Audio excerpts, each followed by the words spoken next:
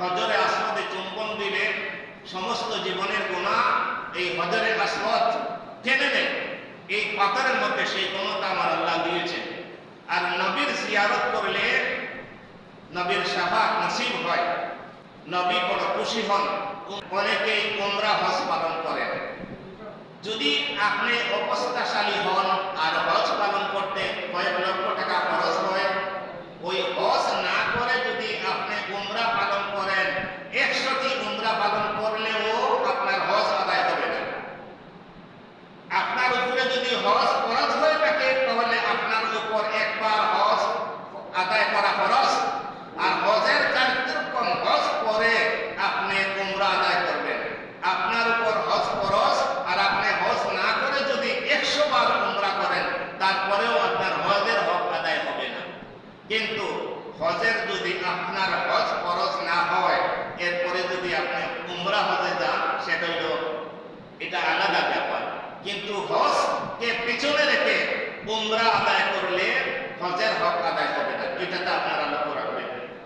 যেমন অনেক টাকা হজে খরচ হয়ে যায়, আমি হজের টাকা দিয়ে আমার ছেলে বউ বাতিজাকে নিয়ে আমার উমরা হজে চলে যাব, কারণ হজে গেলে তো আল্লাহ তওয়াফ করতে হয়, এরপরে মদিনা শরীফ জিয়ারত করতে হয়। আমরা হজ পালন করব, মদিনা জিয়ারতে কাবাগর তওয়াফ করব, মদিনা শরীফ জিয়ারত করব, হজের কার্যক্রম তো এটাই হয় না, এটা হবে না।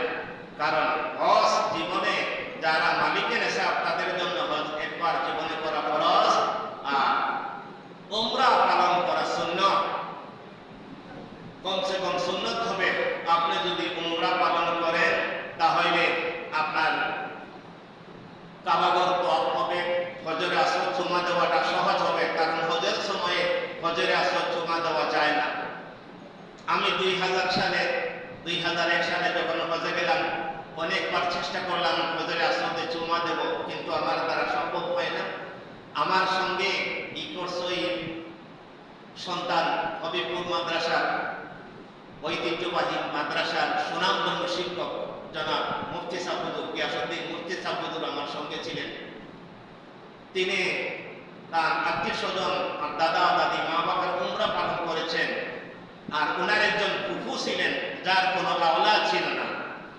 হুজুর আমাকে বললেন, বাবা আমার ফুফুর উমরাটা তোমার মাধ্যমে করাতে চাই। হুজুরে আমাকে 200 রিয়াল হাদিয়া দিলেন আর বললেন, ফুফুর নাম বললেন, উনি ওনার দাদা না দাদি কার উমরার নিয়োগ করলেন, আর আমাকে বললেন তুমি আমার ফুফুর উমরাটা আদায় করো, আমার মনে চায় তোমাকে দিয়ে আমার ফুফুর উমরা করাইতে। আমি হুজুরকে নিয়ে আমরা দুজন মসজিদে আয়েশায় গিয়ে 2 রাকাত নফল নামাজ পড়ে আমরা যখন তোয়াফে আসলাম, আমি দুই নম্বর চক্কর শেষে 3য় চক্করে যখন গেলাম, আর আমার মনের মধ্যে আসলো যে হুজুর জানি না কোন উদ্দেশ্যে আমাকে তার ফুফুর উমরা করানোর অনুমতি দিলেন। আল্লাহ হুজুরে আমাকে তার ফুফুর উমরার অনুমতি দিয়েছেন, তিনি আমার সাথে আছেন। তোমার ঘরে এসে হুজুরের উসিলা নিয়ে তোমার ঘরের পাশে তোমার কাছে কামনা করি, আল্লাহ আমাকে একবার হজের আসওয়াদ চুমা করার সুযোগ দাও। ওটা আমার মনে মনে আসছে, ওটা আল্লাহই জানে। ওই মুহূর্তে আমার মনে হলো কে যেন ধাক্কা দিয়ে আমাকে হজে আসওয়াদ পর্যন্ত পৌঁছে গেছে, বলি না সুবহানাল্লাহ। সাথে সাথে আমার মাঠটা এই হজের আসওয়াদের ভিতরে ঢুকে গেছে। এখন আরো কয়েকজন মানুষ একদিকে ডানে একদিকে বাম দিকে চাপ দিয়ে ধরছে, তারাও ঢুকতে চায়, কিন্তু আমি মাথাটা বাইর করতে পারতেছি না। এরপরে একজন ইন্দোনেশিয়ান মানুষ আমার পিঠে তাবে দিয়ে খালাস হইয়া পিঠে তাওয়া দিয়ে টান দিছে, টান দিয়ে একবারে বাইর করছে। আমি একটু ডান দিকে দাঁড়াইছি, আরেকগুলো মানুষের টান দিয়ে আমার কয়েকজন মানুষের উপর দিয়ে বাইরে নিয়ে গেছে।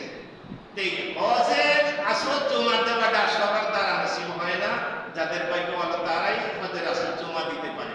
এই হজরে আসওয়াদ চুমা দিলে মানুষের জীবনের গুনাহ টেনে নেয়, সে যত বড় গুনাহগার হোক না কেন, কিন্তু পরের হককে আল্লাহ ক্ষমা করে না।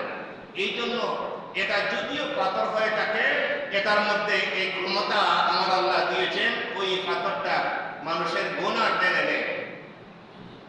আর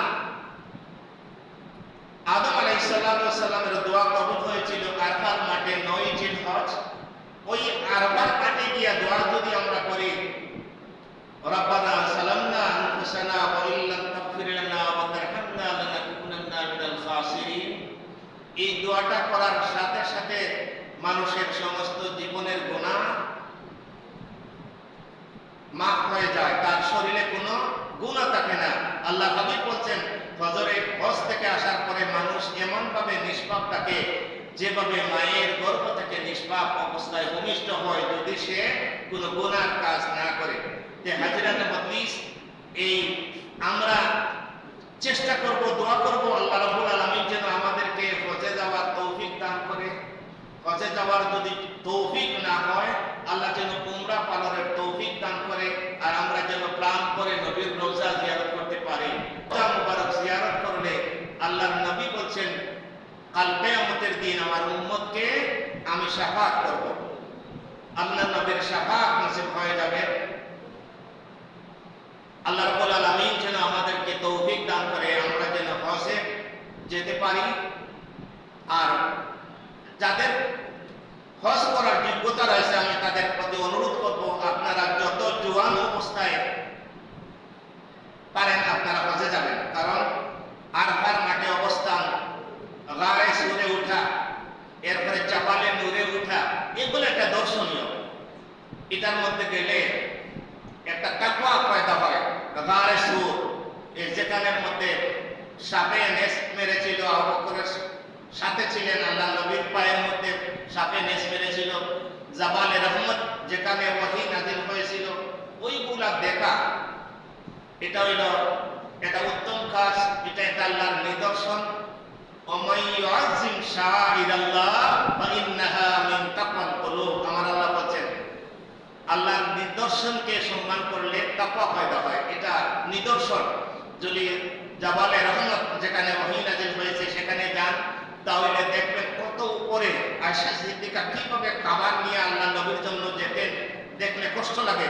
কিন্তু কিছু পাকিস্তানিরা আছেন, তাহারা কিছু সিঁড়ির মতো করছেন আর এক পার্টি সিমেন্ট রাখেন, আর রাখিয়া বললেন আসান তারিক হাজ্জাজ মুদদ্দি। তারা বলবা আমরা রাস্তাটারে সহজ করিয়া দিয়া, আসান তারিক হাজ্জাজ মুদদ্দি। তো 10 রিয়াল 5 রিয়াল মানুষে দেয়, আর তারা ও মানে আস্থা হজর মাসে একটা সিঁড়ির কাম করে, আর তো বাল্টি লিয়ে বসে আর একটু একটু বসা মারে, আর হয় আমরা রাস্তাটারে সহজ করিয়া দিয়ে আপনাদের সাহায্য করিয়া যাও। হাজিরা কত পাবে, কত রুজির ফল।